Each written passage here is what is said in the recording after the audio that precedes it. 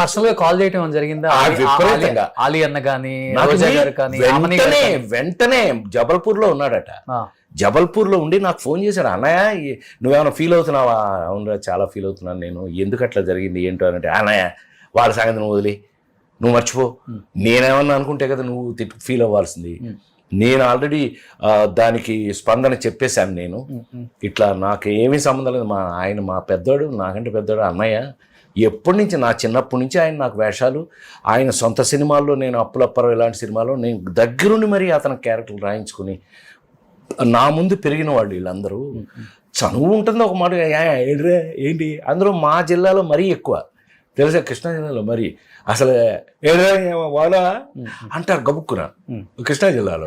అది అందులో over love అయిపోయింది అనుకో, ఇంక చచ్చింది ఏడ్రాముండ ఏడి నాకు ఇలా మాట్లాడతారు.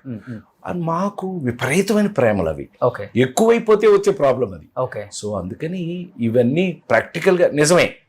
ఆ రోజున మొన్న జరిగిన ఏదైనా ఎవరైనా అనుకుంటే కూడా అది ఏంటంటే పర్సనల్ ఫంక్షన్ అనుకుని వచ్చాను నేను, బెజవాడ నుంచి వస్తున్నాను నాన్ స్టాప్గా. పర్సనల్ ఫంక్షన్ అనుకుని వస్తే తీరా చూస్తే ఇదంతా మొత్తం అంతా మీడియా కవర్డ్ అనేది తర్వాత తెలిసింది నాకు.